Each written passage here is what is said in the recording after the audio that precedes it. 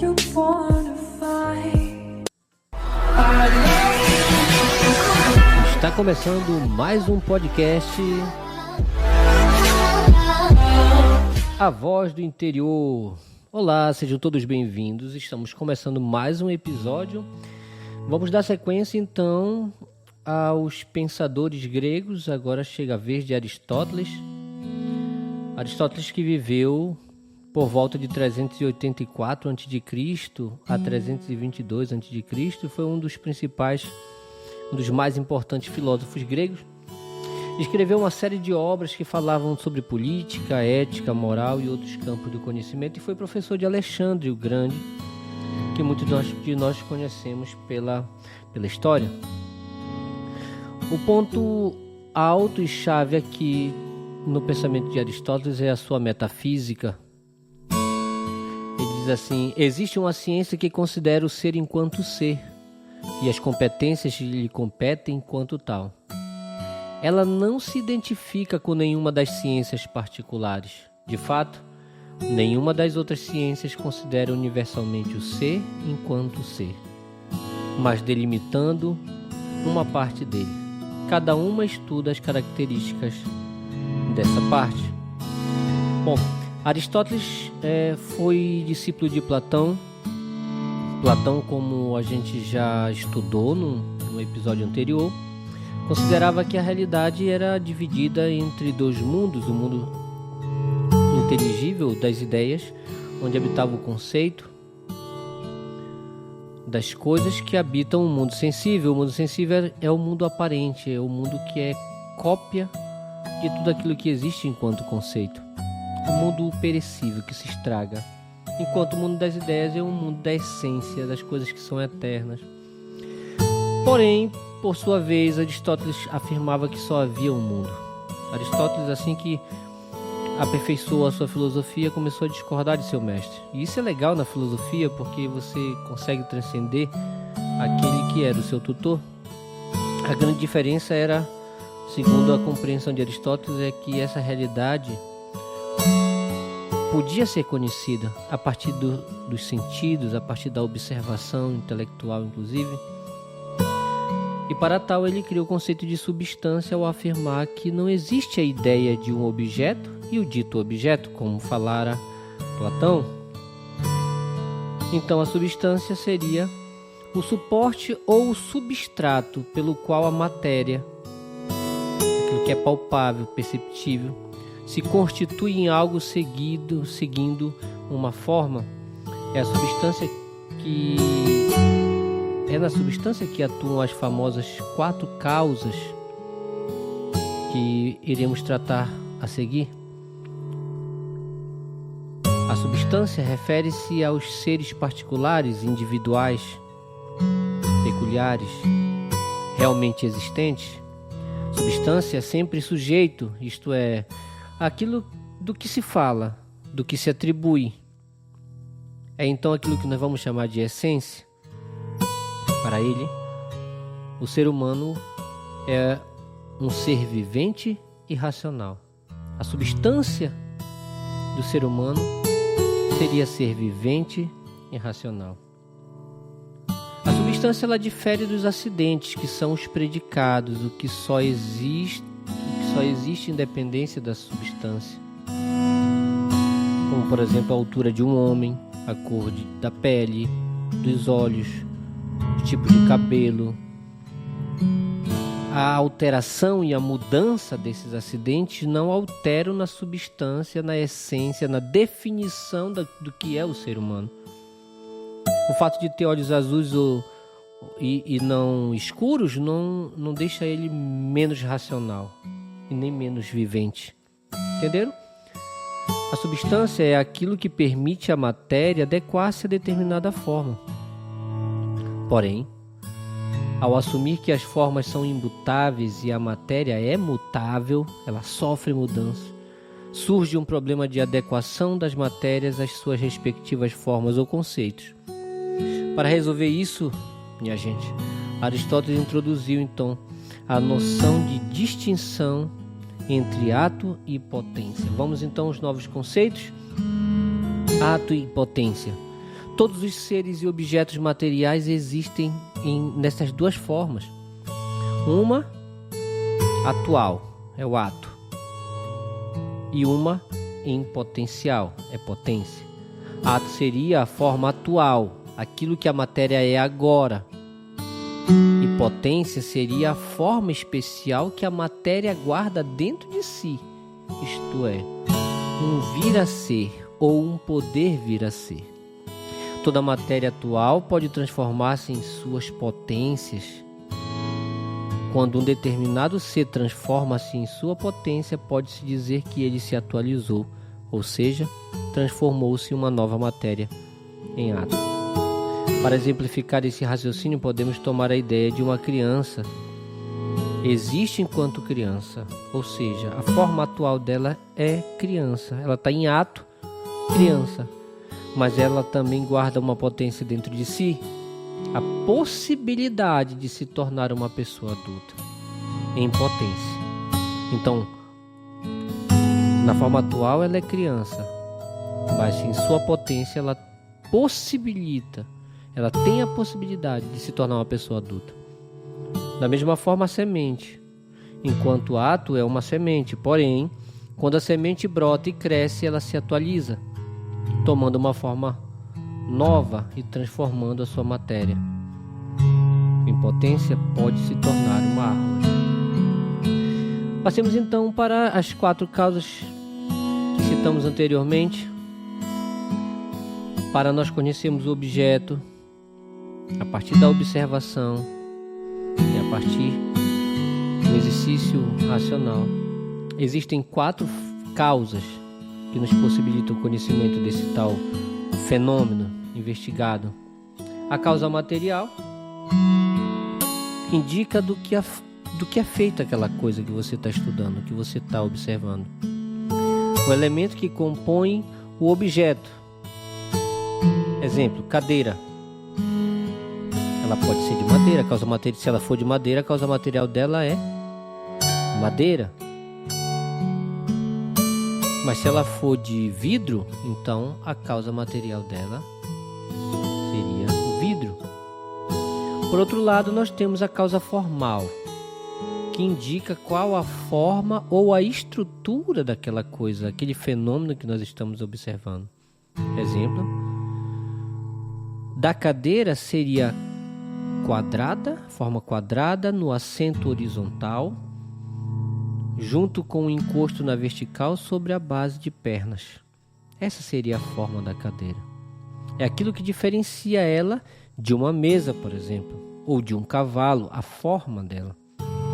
A causa eficiente indica o que dá origem à coisa que a gente está estudando.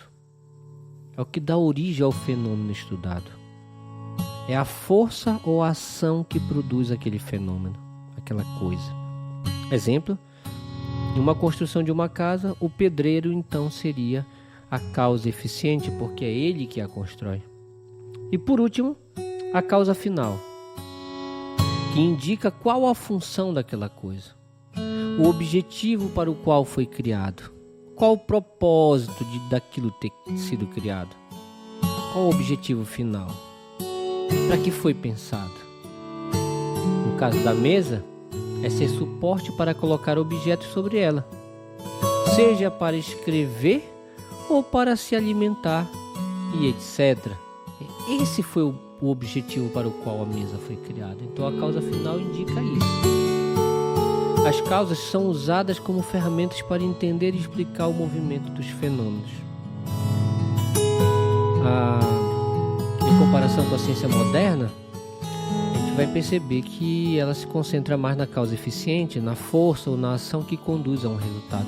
Estabelece a reflexão em torno daquilo que é causa e efeito. Então seria mais concentrado a sua reflexão em torno da causa eficiente. Um outro conceito importante que a gente pode tomar aqui seria o conceito de primeiro motor imóvel. A noção de Aristóteles e de primeiro motor imóvel, ou simplesmente motor imóvel, é, em suma, a causa não causada. Aquilo que causa o movimento das coisas, mas não pode ser causado, por isso que ele é primeiro. O conceito de motor imóvel aparece já no livro 12 da Metafísica de Aristóteles e foi concebido por meio de um raciocínio de regressão intelectual, tudo bem?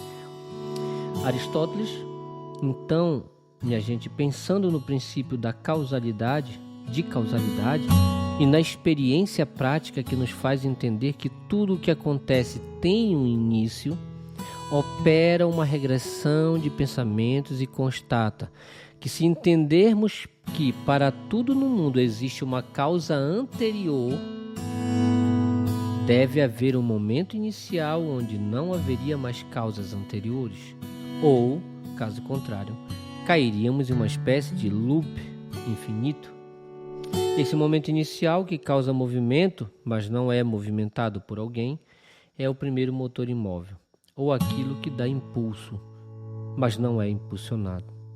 Então, como exemplo também, nós podemos ter, de forma bem simples, uma bicicleta. A roda não gira sozinha, ela precisa de um motor que lhe é anterior, a catraca, que por conseguinte não gira sozinha, mas ela é movimentada por uma corrente, que por conseguinte também não é movimentada sozinha, tem uma causa anterior, que é a coroa, que também tem uma causa anterior, que são os pedais, que também tem uma causa anterior, que são as pernas, os músculos, os tendões, que também tem uma causa anterior, né, os impulsos eletromagnéticos e a intenção de ir para algum lugar daquele que pedala. Mas chegaremos sempre ao tentarmos imaginar de voltarmos ao passado, né? Retroagirmos ao início de tudo, coisa que não seria possível. Mas se nós pensamos que tudo que se movimenta tem uma causa que lhe é anterior, deveríamos, para evitar o loop infinito, já compreender, já concluir que existe um primeiro motor, aquele que movimenta tudo que existe, que gera causa, mas não é causado, não é movimentado. Essa noção é uma das mais importantes da metafísica antiga, por ter o peso de explicar a origem primeira de todo o universo por intermédio de um raciocínio filosófico. E aí chegamos então num conceito também muito importante de Aristóteles, que é o conceito de eudaimonia, ou seja, a felicidade ética em Aristóteles. Segundo ele, segundo este pensador, tudo que existe tende ao bem, pois o bem é o fim de todas as coisas. A eudaimonia é descrita por ele como um bem final, uma direção para o qual todo mundo tende a ir, pois toda ação humana visa a realização desse bem, que é tido como autossuficiente e perfeito.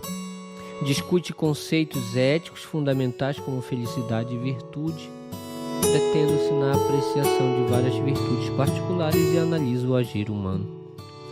Acrescenta que há duas formas de alcançar o bem: uma através de atividades práticas, onde se inclui ética e política. Cabe ressaltar aqui que para Aristóteles, tanto ética e política são ciências que constroem condições para uma vida mais digna, pautada num bem que seja comum, que seja coletivo para os cidadãos, na Grécia Antiga, tá? E a outra, através das atividades produtivas, onde se incluem as artes e as técnicas. Segundo o pensamento aristotélico, a felicidade, essa eudaimonia, é o único objetivo do homem, do ser humano. E se para ser feliz é necessário fazer o bem a outrem, então o homem é um ser social, mais precisamente um ser político. Ele está para se relacionar. Ele se compreende como um sujeito que vive em relação constantemente. Com efeito, cabe também ao Estado garantir o bem-estar e a felicidade dos seus governados. Daí, a busca pela felicidade seria uma finalidade natural dos seres humanos. A felicidade é um fim em si mesmo. Ser feliz é o objetivo, inclusive, da própria felicidade. Os seres humanos buscam a boa vida, justa e feliz. E é interessante perceber que nós, em uma sociedade moderna ou pós-moderna, nós caminhamos no contrário dessa compreensão de Aristóteles. Para nós, a boa vida seria a vida com o bolso cheio de dinheiro, uma casa grande, carro grande também, bonito, uma moto chique, fazer boas viagens, viver uma vida praticamente fechada em torno de si, né, da sua realização própria e do prazer. Aristóteles vai nos encaminhar para uma compreensão de felicidade que vai na contramão dessa que a gente tem vivido. Para ele, a vida precisa ser justa. Então, para isso é necessário buscar o justo meio. Como é que eu faço isso? Como é que eu chego à felicidade? Apenas pela vivência da virtude. E essa virtude é o quê? É justamente a prudência. Então, eu não posso de maneira alguma me apegar aos extremos. Tá? O extremo, segundo o pensamento aristotélico, ele nos leva ao fracasso na conquista da nossa realização, do encontrar a felicidade. Né? Então, é necessário buscar o justo meio, a prudência e o conhecimento prático capaz de conduzir o indivíduo no caminho virtuoso para o bem. Então, se eu estou de repente diante de um trânsito, alguém bate o meu carro, eu saio enfurecido, cheio de muita coragem, eu posso incorrer no risco de repente ser morto, o que não me traria a felicidade. Haja visto que eu tomei como um dos polos o ódio, a raiva, motivado também por uma coragem exacerbada. Do outro lado, no oposto também, se eu sou muito medroso, o medo me paralisa, ele me bloqueia. E o meu medo me bloqueando, eu também fico impossibilitado de encontrar a felicidade. Então nós devemos nos afastar ao máximo dos polos, dos extremos. Os extremos atrapalham. O que eu preciso fazer racionalmente é entender que de um lado pode ter coisas boas e ruins, e me afasto das coisas ruins e me apego às coisas boas e trago para o centro. Do outro lado tem coisas ruins e coisas boas, eu me afasto das coisas ruins e as coisas boas eu trago para o centro. Eu encontro uma justa medida, um justo meio, aquilo fruto de uma reflexão, ou seja, gerado por uma prudência racional. Isso é virtude, e isso vai me encaminhar para o bem, para a minha realização. Por fim, nós encontramos aqui o ser humano como um animal político.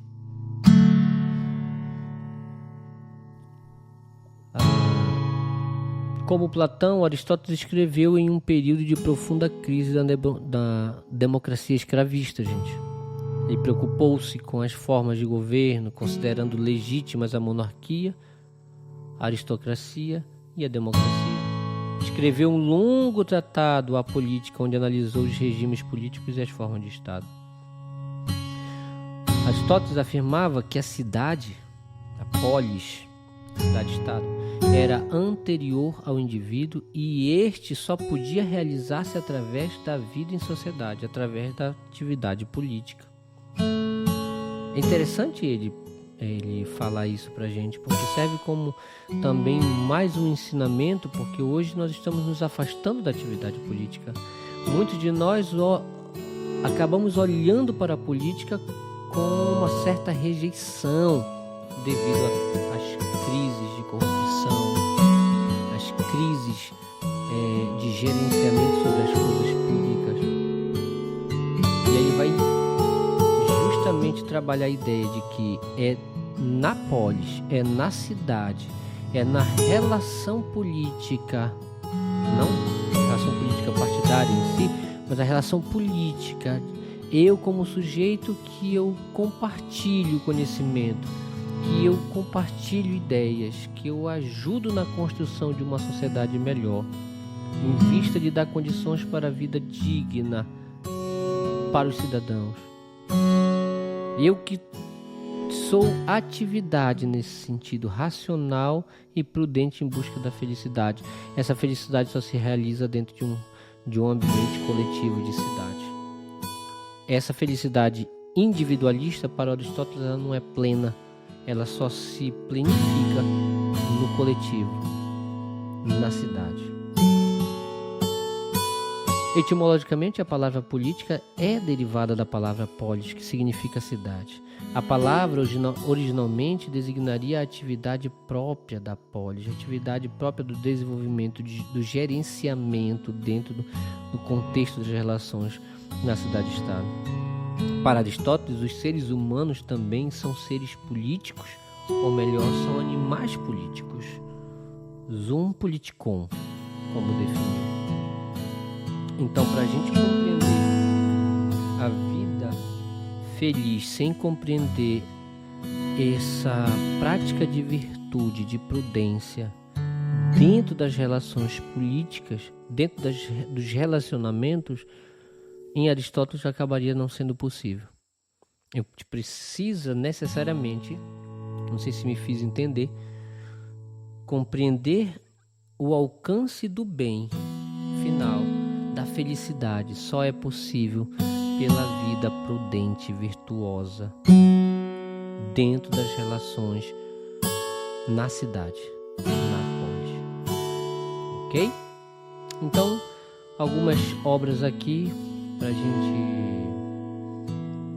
buscar lógica, né, sobre a interpretação, categorias, analíticos, tópicos, elencos sofísticos e outros 14 livros da metafísica que Aristóteles denominava de prima filosofia, a primeira filosofia. O conjunto dessas obras é conhecido pelo nome de órgão. Também trabalhou filosofia da natureza, sobre o céu, sobre os meteoros, 8 livros de lições de física e outros tratados de história e vida dos animais. Filosofia prática, ética Nicômaco, ética a Eudemo, política, Constituição ateniense e outras constituições, poéticas, retórica e poética. Então são obras que você vai encontrar sobre Aristóteles. E algumas frases também que são interessantes de citar aqui. As pessoas dividem-se entre aquelas que poupam como se vivessem para sempre e aquelas que gastam como se fossem morrer amanhã. A alegria que se tem em pensar e aprender faz-nos pensar e aprender ainda mais. O valor fundamental da vida depende da percepção e do poder de contemplação, ao invés da mera sobrevivência. Tive pena do ser humano por trás do erro e não de seu caráter. Então são frases que foram colocadas por Aristóteles e que demandam um tempo de reflexão para todos nós. Tá? Fico aqui devendo questões de lógica, né, e outras compreensões que exigem um pouco mais de tempo. Nosso episódio aqui está chegando ao final. Eu espero ter ajudado você de alguma forma, contribuído aí com a sua formação, com o seu estudo, levando em consideração sempre que esse é um podcast que busca trazer questões fundamentais da vida, da filosofia, da fé, da sociedade. Questões que brotam de nosso interior, de dentro do nosso interior, seja nesse interior mais subjetivo, seja no interior mais geográfico. Então, que possamos, a partir desses conteúdos, levar para a nossa vida, para o nosso dia a dia, para a nossa prática, dentro dos nossos relacionamentos, todos os ensinamentos em busca dessa felicidade que é o nosso bem final, segundo Aristóteles.